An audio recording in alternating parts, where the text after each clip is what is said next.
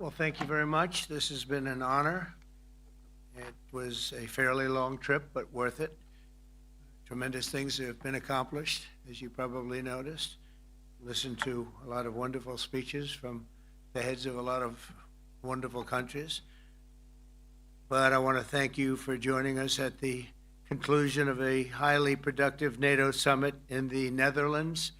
I want to thank them for the royal treatment they've given us. Couldn't have been nicer. And it's a beautiful country, really a beautiful country. Coming in, I saw the most beautiful trees. In fact, I want to bring some back with me. I want to also thank, I had breakfast this morning with the King and Queen, and they're incredible people. I said, you're central casting, beautiful people, great people, big, beautiful heart. And I enjoyed that. And also NATO Secretary General Mark Rutte, who's been terrific. He's been a friend of mine, used to be right here running this wonderful country. Now he's the NATO Secretary General. He's doing a fantastic job. And the Prime Minister, we appreciate everything you've done. And as you know, last weekend, the United States successfully carried out a massive precision strike on Iran's nuclear enrichment facilities, and it was very, very successful. It was called obliteration. No other military on earth could have done it, and now this incredible exercise of American strength has paved the way for peace with a historic ceasefire agreement late Monday, and we call it the 12-day war. Spoke to a few people. I guess that just sounded like the right name. It was a 12-day war. And we think it's over. I don't think they're going to be going back at each other. I don't think so. Not only have we dealt decisively with the critical threat of Iran's nuclear program, which was what I wanted. I said, Iran cannot have a nuclear weapon. I've said that for 15 years, long before I decided to do the political thing. But we've also reasserted the credibility of American deterrence, which is like no other. The people at NATO said there's never been anything. You know, I rebuilt the entire military during my first term. And we have a great military. We have great generals. Got to know the good ones and the bad ones. We kept the good ones. Over the past 2 days, I was honored to participate in the NATO leaders meeting and also had extremely good individual discussions with the King and the Queen, Secretary General Rutte, and the Prime Minister. Great discussions. Very knowledgeable people. Major focus of our conversations at the summit was the need for other NATO members to take up the burden of the defense of Europe, and that included the financial burden. As you know, it was 2%, and we got it up to 5%. And they said, a couple of them came up to me, one in particular said, sir, we've been trying to get it up to 3% for 20 years, and we haven't been able, and you got it up to 5%. So they're going to be, most of them, I guess almost all of them, are going to be contributing now 5%, a number that people are surprised at, but you need it today. The United States accounts for 2/3 of all NATO defense spending, and since I began pushing for additional commitments in 2017, believe it or not, our allies have increased spending by $700 billion. I said to people, you don't have any money, and a lot of them weren't paying. And so I started the process, and I picked it up as soon as I got back, which is 6 months ago. And following my election last November, almost all have accelerated plans to reach the 2%, 3%, 4%, and then ultimately, very quickly, 5%. And all of this is going to be done very quickly, almost immediately. You probably know this as well as I do. I'm sure they've been talking about it. It's really been a big focus. In a very historic milestone this week, the NATO allies committed to dramatically increase their defense spending to that 5% of GDP, something that no one really thought possible. And they said, you did it, sir, you did it. Well, I don't know if I did it, but I think I did. This will be known as the Hague Defense Commitment, which is pretty good, pretty appropriate. When the allies reach this number, it will add more than $1 trillion a year. Think of that, $1 trillion per year to our common defense. And this is a monument really to victory, but it's a monumental win for the United States because we were carrying much more than our fair share. It was quite unfair, actually. But this is a big win for Europe and for actually Western civilization.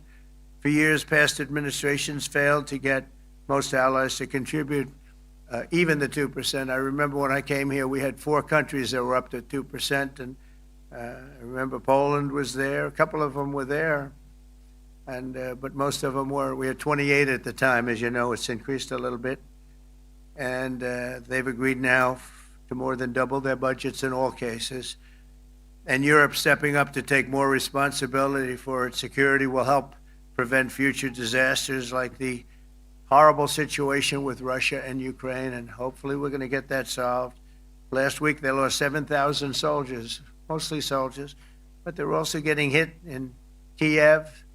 They're getting hit in some of the towns also. And that means life. Life is disappearing also in the cities and towns. Should have never happened, would have never happened if I was president. Said it 1,000 times. And it never did happen. It's never even thought about. But it's vital that this additional money be spent on very serious military hardware, not bureaucracy. And hopefully that hardware is going to be made in America because we have the best hardware in the world. You saw that where 14 missiles were shot at us the other day. And they were very nice. They gave us warning. They said, we're going to shoot them. Is 1 o'clock okay? They said, it's fine. And everybody was emptied off the base, so they couldn't get hurt except for the gunners. They call them the gunners. And out of 14 high-end missiles that were shot at the base in Qatar, all 14, as you know, were shot down by our equipment. Amazing stuff. Amazing that they can do. It's like shooting a bullet with a bullet. It's the same thing if you think about it. 14 out of 14, and they weren't even that surprised. I said, do you do that well often? They say, we pretty much do, sir. The Ukraine crisis has also highlighted the urgency of rebuilding our defense industrial base, both in the United States and among the allied nations. We cannot afford to be dependent on foreign adversaries for critical minerals. And as you know, we made a deal with Ukraine to take a vast amount of the land they have for minerals. We need it. And once again, I want to thank all of the people in the Netherlands, incredible people. It's a great place. And all of the NATO allies for the tremendous summit that we just had. A letter just came in, and a statement came in from the Atomic Energy Commission of Israel. And I just wanted, this is an official letter, and they're very serious people, as you know. The devastating U.S. strike on Fordo destroyed the site's critical infrastructure and rendered the enrichment facility totally inoperable. It was devastated. We assess that the American strikes on Iran's nuclear facilities has set back Iran's ability to develop nuclear weapons for many years to come. This achievement can continue indefinitely if Iran does not get access to nuclear material, which it won't. It's so sad that that whole thing had to go. But I just want to thank our pilots. You know, they were maligned and treated very bad, demeaned by fake news CNN, which is back there, believe it or not, wasting time, nobody's watching them, so they're just wasting a lot of time, wasting my time. And the New York Times, they put out a story that, well, maybe they were hit, but it wasn't bad. Well, it was so bad that they ended the war. It ended the war. Somebody said in a certain way, you know, that it was so devastating, actually. If you look at Hiroshima, if you look at Nagasaki, you know, that ended a war too. This ended a war in a different way, but it was so devastating. Also, they have, out of Dubai, just came that Iran's foreign ministry spokesman, this is Iran's foreign ministry, says its nuclear installations were very badly damaged by the American strike. So what bothered me about these reports were fake reports put out by the New York Times, failing, I call it the failing New York Times because it's doing terribly. Without me, it would be doing no business at all. But, and by fake news, CNN and MSDNC, all of these terrible people, you know, they have no credibility. You know, when I started, they were at 94% credibility, the media. Now it's at 16%. And I'm very proud of it because I've exposed it for what it is. But when I saw them starting to question the caliber of the attack, was it bad? Well, it was really bad. It was devastating. They were obliterated. In fact, you can't get into the tunnels. They just put that over. That just came out. They can't, there's nothing, there's no way you can even get down. The whole thing is collapsed in a disaster. And I think all of the nuclear stuff is down there because it's very hard to remove. And we did it very quickly. When they heard we were coming, it was, you know, you can't move it. Very hard, very dangerous, actually, to move to. And they also knew we were coming, so I don't think too many people want to be down there knowing we're coming. With the bunker busters, as we call them, we're the only ones that have them. We have the best equipment, best nuclear equipment, and we have the best equipment in the world. And by the way, we can't forget our submarine, which was out there, submarines actually, but submarine was out there. We shot 30 rockets into an area, every single one of them. I think it was almost 400 miles away, I think, Pete, right? 400, and long. It was in the ocean, long ways away. And we shot a total of 30.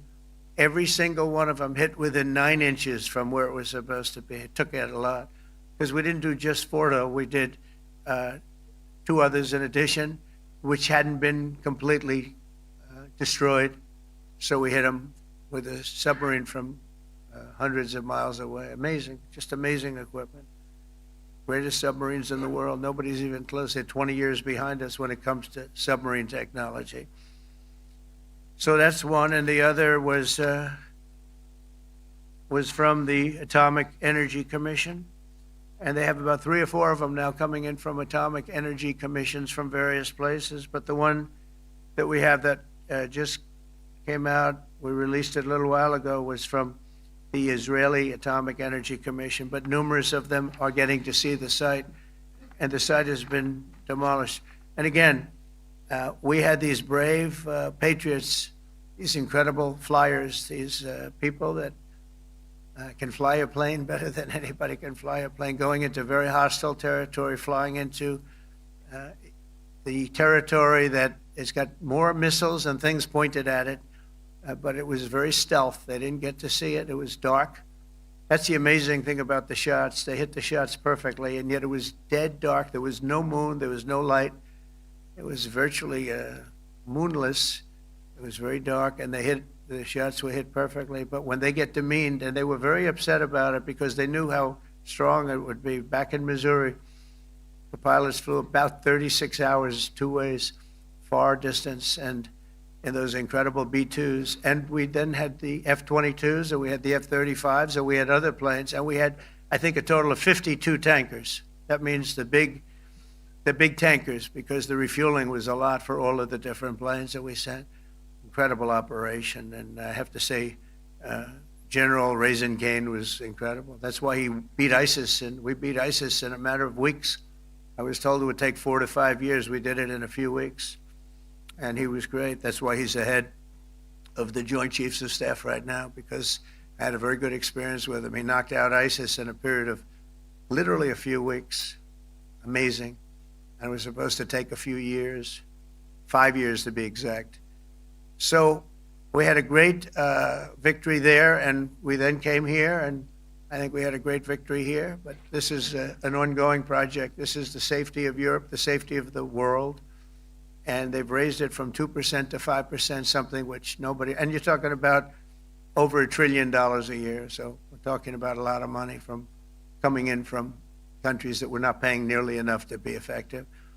So I have, as you know, Marco Rubio with me, and Pete Hegseth, Secretary of State and Secretary of War. Should we say Secretary? You know, it used to be called Secretary of War. Maybe for a couple of weeks we'll call it that, because we feel like warriors. Used to be called Secretary of War. In fact, if you look at the old building next to the White House, you can see where it used to be Secretary of War. Then we became politically correct, and they called it Secretary of Defense. I don't know, maybe we'll have to start thinking about changing it, but we feel that way. Do we have any questions, please? Wow. That's a lot of questions. Who's a nice person? Oh, you're not a nice person, but I'll let you ask one. Go ahead. What's he going to ask? He is not nice at all. I know him well. Thank you, Mr. President. Yeah. Thank you for taking the time before flying home. You just said you believe the conflict between Israel and Iran is over. What makes you so confident it is? And what do you do if it isn't? Because I dealt with both, and they're both tired, exhausted. They fought very, very hard and very viciously, very violently, and they were both satisfied to go home and get out. And can it start again? I guess someday it can. It could maybe start soon.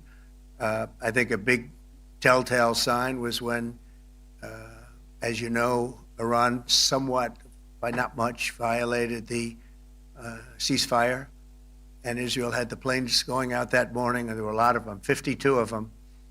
And I said, you got to get them back. And they brought them back. They didn't do anything. They brought them back. It was very good. I thought it was amazing, actually. They have fought a hell of a war. They fought very hard. I think the war ended, actually, when we hit the various nuclear sites with the planes. And I just hope you people can give these pilots, these are the best pilots in the world. They're the best shots in the world. They call them shots. That's what they are. And wait a minute. And I just hope you can give them the respect they deserve, because they came home to fake news. And like, oh, gee, there was hardly any damage. The things are decimated. So, but I think, no, I think they're very much finished. I think Israel's going to get back to doing what they do. And I think that Iran's going to get back. You know, Iran has a huge advantage. They have great oil, and they can do things. I don't see them getting back involved in the nuclear business anymore. I think they've had it. They've been at it for 20 years, and I don't see that happening either. Now, if it does, we're always there. It won't be me. It'll be somebody else, but we're there. We'll have to do something about it. Yes, please, go ahead. Go ahead. Oh, fake news, CNN? I'll hold it. Oh, yeah, here we go. Wait till you hear this question. Thank you, sir. You should really say how great our soldiers and our warriors are. I think everyone appreciates our soldiers and our warriors. I do have two questions for you, Mr. President. You just cited Israeli intelligence on these attacks. Earlier, you said U.S. intelligence was inconclusive. Are you relying on Israeli intelligence for your assessment of the impact of the strikes? No, this is also, Iran made the statement, and it's also, if you read the document that was given, that Pete can talk about if you'd like, the document said it could be very severe damage, but they didn't take that. They said it could be limited or it could be very severe. They really didn't know, other than to say it could be limited or it could be very, very severe.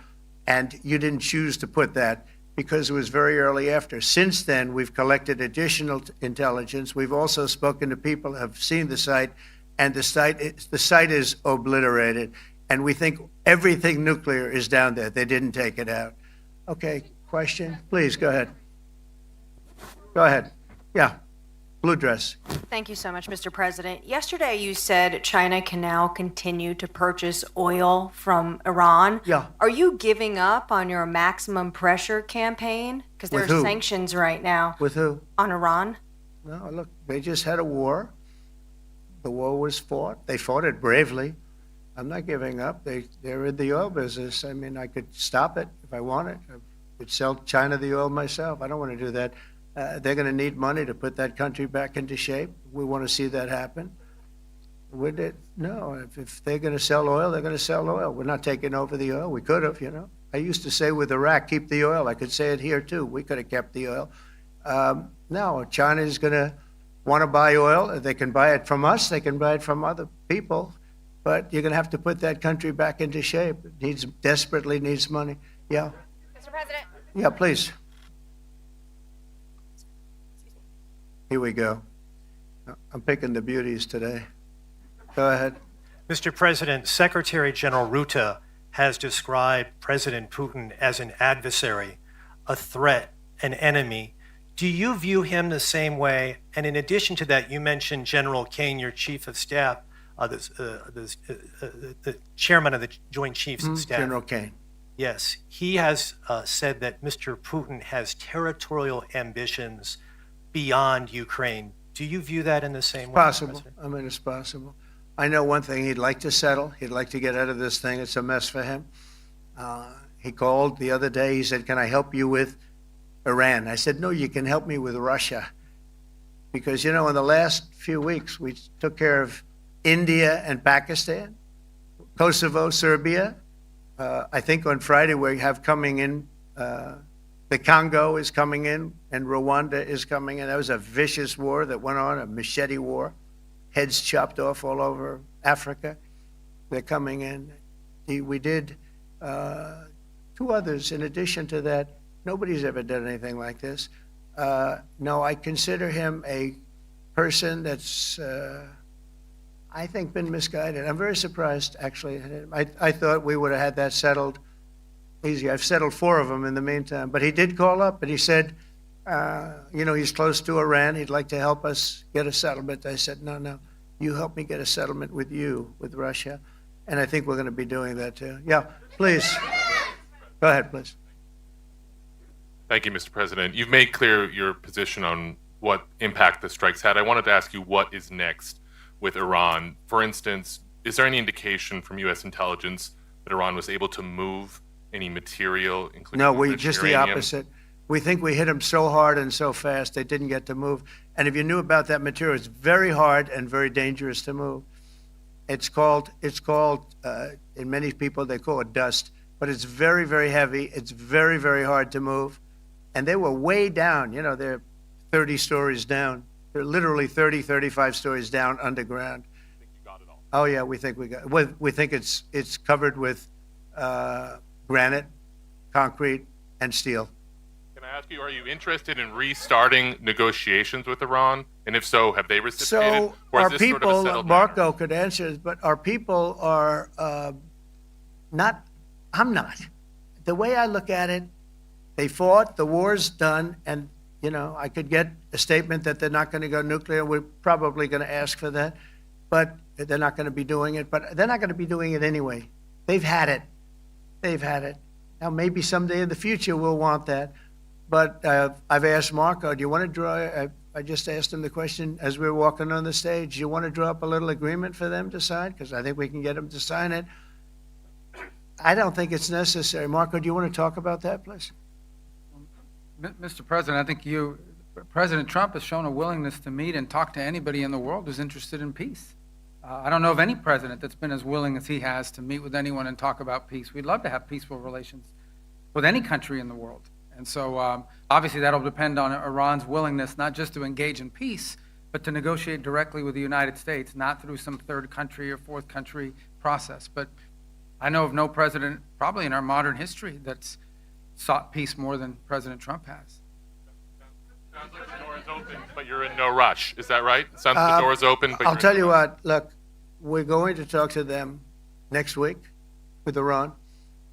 We may sign an agreement. I don't know. To me, I don't think it's that necessary. I mean, they had a war, they fought, now they're going back to their world. I don't care if I have an agreement or not.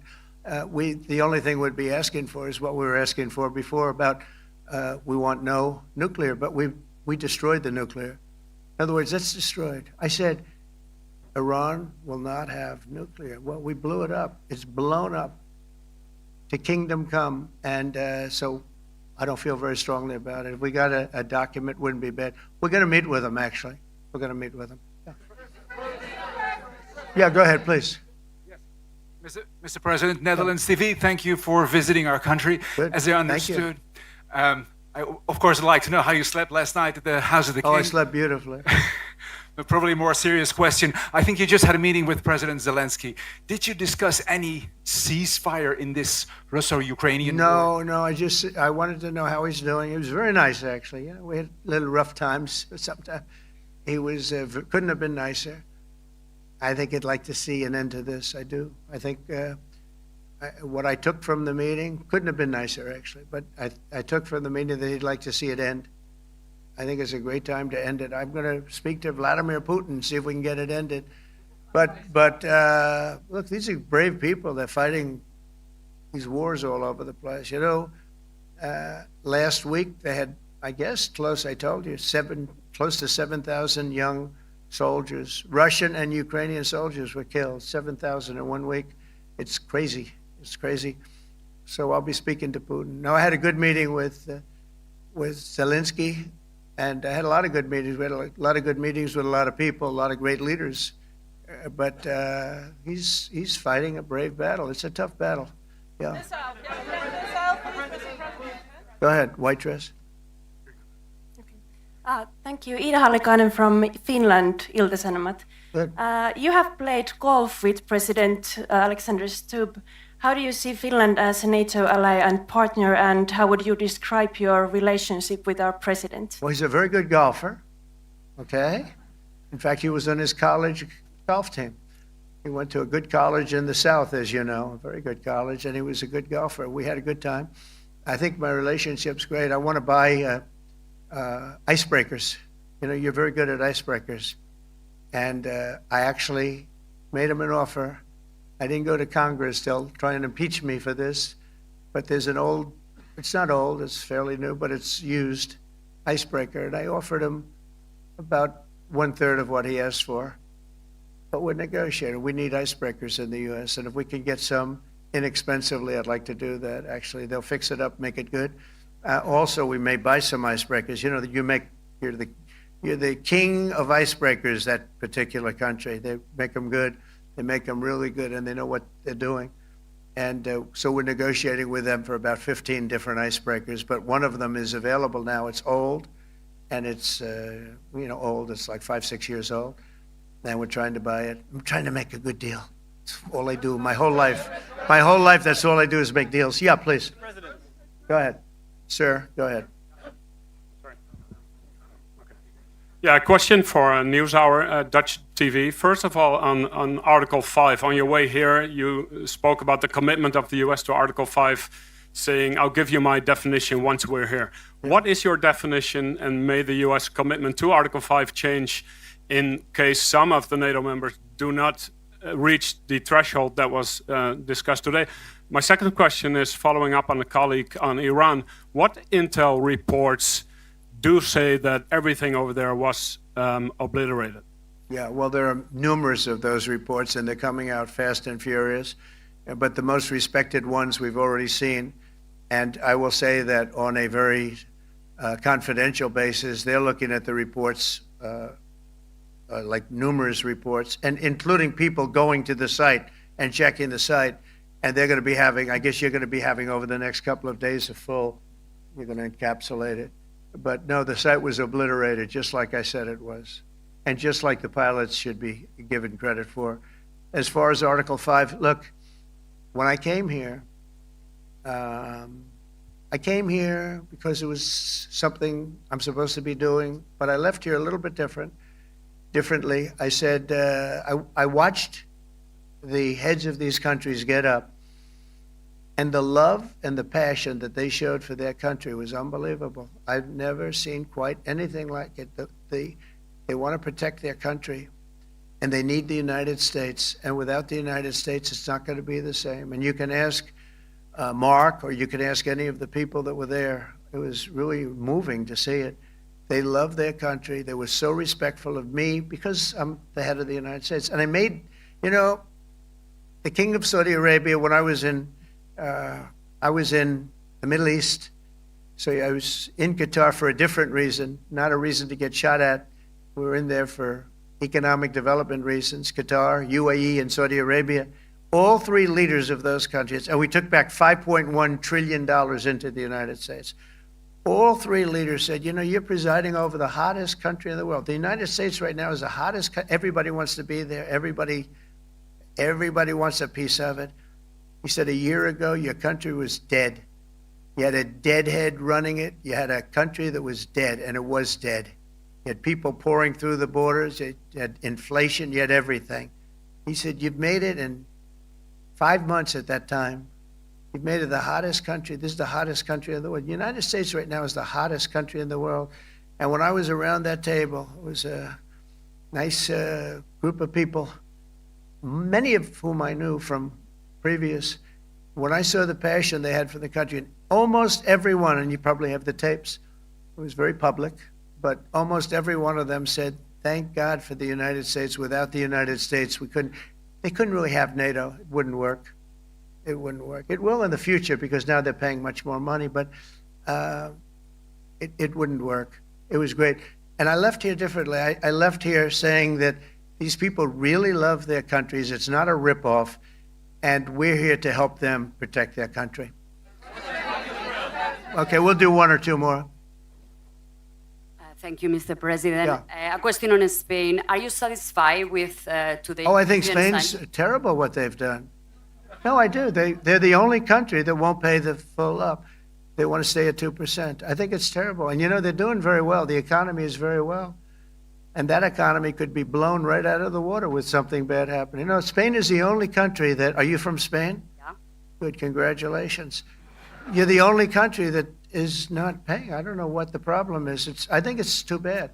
So we'll make it up. You know what we're going to do? We're negotiating with Spain on a trade deal. We're going to make them pay twice as much. And I'm actually serious about that. We're going to make Spain, I like Spain. I have so many people from Spain that it's a great place and they're great people.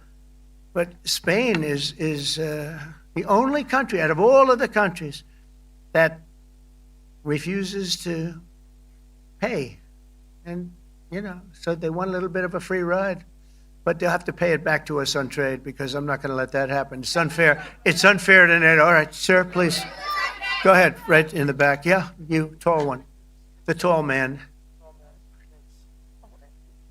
Mr. President, Johannes Petra from Austrian National Television. How are you? You once said that you would end the Ukraine war in 24 hours. You later said you said that sarcastically. Well, of course it was sarcastic. But you've now been in office for 5 months and 5 days. Why have you not been able to end the Ukraine war? Because it's more difficult than people would have any idea. Vladimir Putin has been more difficult. Frankly, I had some problems with Zelensky. You may have read about him. And it's been more difficult than other wars. I mean, look, we just ended a war in 12 days that was simmering for 30 years, frankly. We ended Rwanda and the Congo. It's coming to sign the documents. We've already signed basic documents, but they're coming, I think, to the White House on Friday. We ended, Serbia was going to go at it. But maybe the most important of all, India and Pakistan. And that wasn't whether or not they may someday have nukes like we're talking about in the Middle East, like we're talking about with Israel and Iran. This is they have nuclear weapons. I ended that with a series of phone calls on trade. I said, look, if you're going to go fighting each other, it was getting very bad. You know how bad that last attack was. It was really bad. If you're going to go fighting each other, we're not doing any trade deal. No, you have to do a trade deal. I said, we're not doing any trade deal. And in fact, I had the general, who was very impressive. The general from Pakistan was in my office last week. You know, Prime Minister Modi is a great friend of mine. He's a great gentleman. He's a great man. And I got them to reason. I said, we're not doing a trade deal if you're going to fight. And if you're going to fight each other, we're not doing a trade deal. And you know what? They said, no, I want to do the trade deal. We stopped the nuclear war. Go ahead. Go ahead, Jeff. Here's another beauty, Jeff. He's a beauty, all right. Go ahead. Mr. President, a follow-up on Ukraine. Will the United States contribute any more money to Ukraine's defense this year to the $5 billion that allies are giving? And one question, you had another meeting with the Dutch opposition leader, Mr. Wilders. Can you tell us about that meeting? And are you upset about his anti-Muslim stance? I'm not upset about it. It's just his view.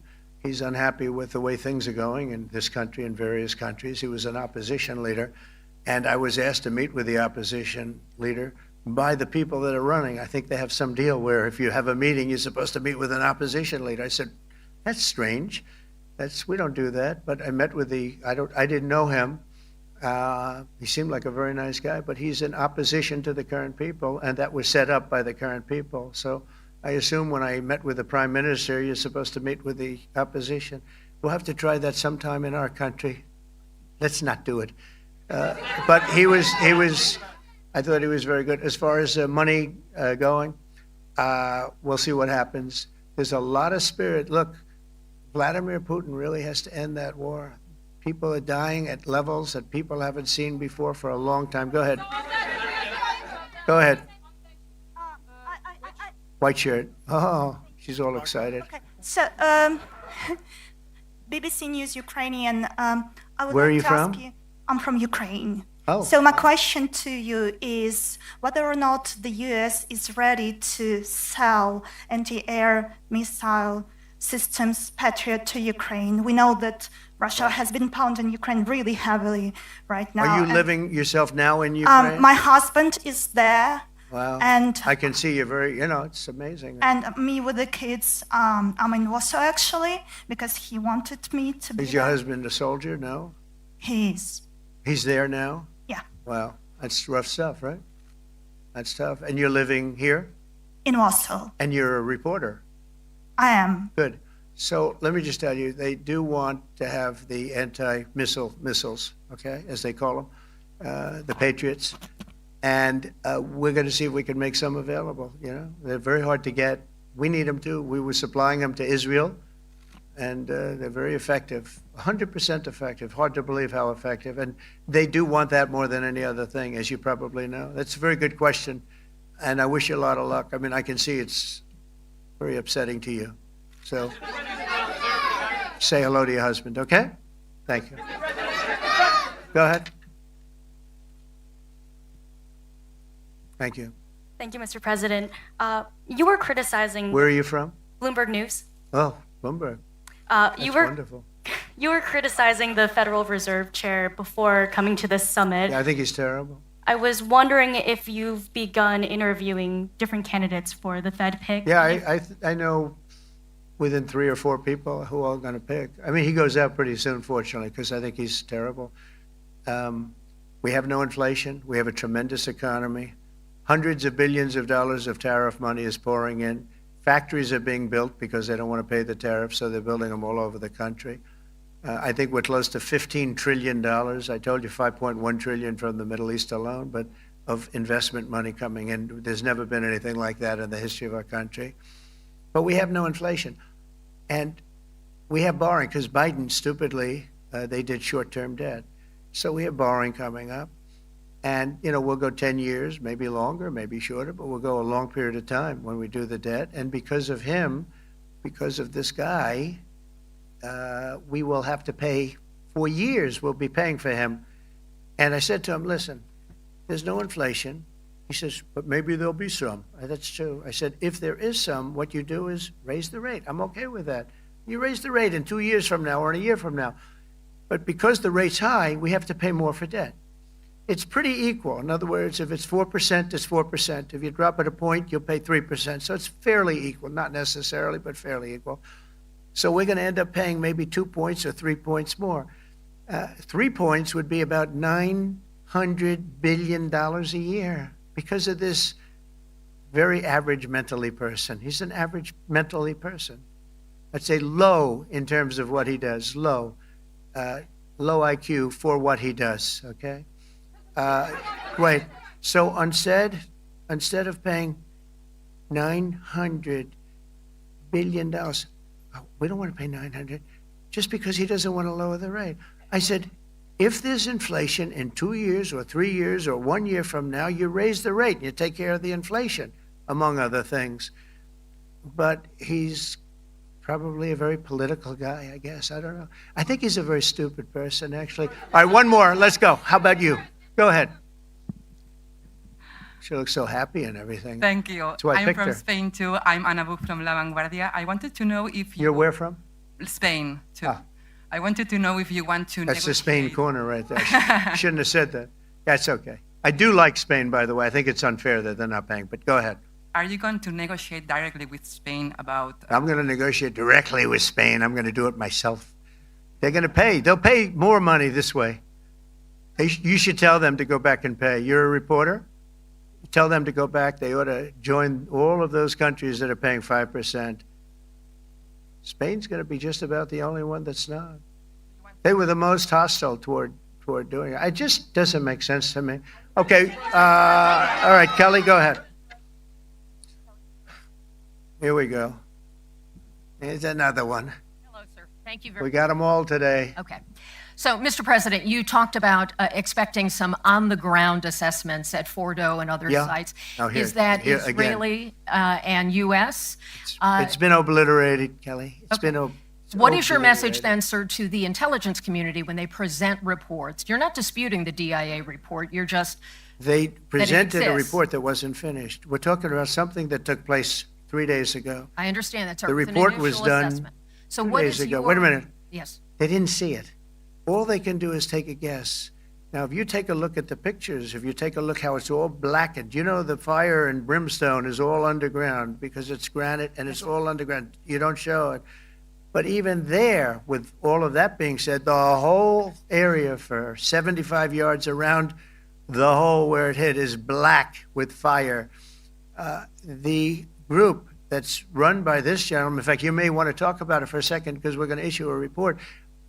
And I think it's not even a very exciting report at this point.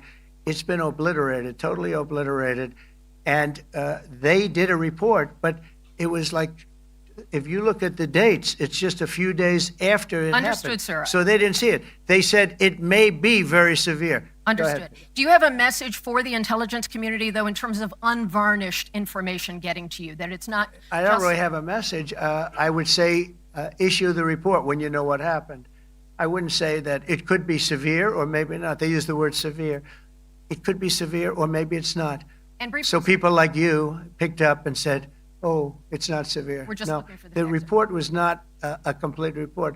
Yeah, the message was probably wait till you know the answer before you. And Go sir, ahead. did you not have a public component to your Zelensky meeting for a tactical reason with President Putin? Let him answer this. Hello, Mr. Secretary. Yeah. There's a reason the president calls out fake news for what it is. These pilots, these refuelers, these fighters, these air defenders, the skill and the courage it took to go into enemy territory flying 36 hours on behalf of the American people and the world to take out a nuclear program is beyond what anyone in this audience can fathom. And then the instinct of CNN, the instinct of the New York Times is to try to find a way to spin it for their own political reasons to try to hurt President Trump or our country. They don't care what the troops think. They don't care what the world thinks. They want to spin it to try to make him look bad based on a leak. Of course, we've all seen plenty of leakers. And what do leakers do? They have agendas. And what do? Do they share the whole information or just the part that they want to introduce? And when they introduce that preliminary report that's deemed to be a low assessment, you know what a low assessment means? Low confidence in the data in that report. And why is there low confidence? Because all of the evidence of what was just bombed by 12 30,000-pound bombs is buried under a mountain, devastated and obliterated. So if you want to make an assessment of what happened at Fordo, you better get a big shovel and go really deep, because Iran's nuclear program is obliterated. And somebody somewhere is trying to leak something to say, oh, with low confidence, we think maybe it's moderate. Those that dropped the bombs precisely in the right place know exactly what happened when that exploded. And you know who else knows? Iran. That's why they came to the table right away, because their nuclear capabilities have been set back beyond what they thought were possible because of the courage of a commander-in-chief who led our troops, despite what the fake news wants to say. But you're not disputing the report said what it said, even though it was initial. The report said what it said, and it was fine. It was severe, they think, but they had no idea. They shouldn't have issued a report until they did, but we've gotten the information. I think Pete said it better than you can say it. And you know, you should be proud, you, especially you, should be proud of those pilots, and you shouldn't be trying to demean them. No, there's a Those difference, sir, pilots between flew asking about at an great assessment risk, a and big the chance skill that they'd of never the come US back home and see their one husbands is or their questioning wives. the skill Let of me the just US tell you, you and NBC, fake news, which is one of the worst, and CNN, New York Times are all bad. They're sick. There's something wrong with them. But you know what? You should be praising those people instead of trying to find some. By getting me, by trying to go and get me, you're hurting those people. They were devastated. You know, I got a call from Missouri, great state, that I won 3 times by a lot. And I got a call that the pilots and the people on the plane were devastated because they were trying to minimize the attack. And they all said it was hit. But we don't think it was really maybe hit that badly. And they were devastated. They put their lives on the line, and then they have, and I'm not referring to you, but real scum come out and write reports that are as negative as they could possibly be. It should be the opposite. You should make them heroes and heroines. You should make them really people that they were so devastated when they heard this news. And you know what they said? One of them, I spoke to one of them, said, "Sir, we hit the site. It was perfect. It was dead on." Because they don't understand fake news, because they have a normal life, except they have to fly very big, very fast planes. But it's a shame. You should be making them heroes. All right, in the back. Go ahead, back, white, yeah. White jacket, yeah. Go ahead, give my mic. Hello. Deborah Haynes from Sky News. Mark Rutte, the NATO chief, who is your friend, he called you daddy earlier. Do you regard your NATO allies as kind of children? No, he likes me. I think he likes me. If he doesn't, I'll let you know. I'll come back and I'll hit him hard, okay? No. He did it very affectionate. Daddy, you're my daddy. Do you regard your NATO allies, though, as kind of like children, and they're obviously listening to you and they're spending more, and you're obviously appreciative of that, but do you hope that actually they're going to be able to defend themselves, defend Europe on their own without I think they need help a little bit at the beginning, and I think they'll be able to, and I think they're going to remember this day. And this was a big day for NATO. You know, this was a very big day. They took it. One of the gentlemen said, "You know what? We've been trying to raise money raise the rate for 30 years," he said, 20 years, from almost the beginning. And he's been there for a long time. He said, "Until you came along, it never happened." What you did is amazing. It's been sort of an amazing day for a lot of reasons, but also for that. Yeah, go ahead. Do you think they can do it without you, though, in the future? Can they do it without Well, ask the United Mark. States? I mean, you have to ask Mark, okay? So we're heading back. We're heading back. I want to thank these two gentlemen behind me. They're incredible people, both of them. They've done a fantastic job. And Susie's in the front, and she's done great. And Monica, thank you very much. It was quite an exciting time. And we're going to be heading back. We'll be back soon, and we'll see you in Washington, D.C. Remember this, we have the hottest country anywhere in the world. Thank you very much, everybody. Thank you.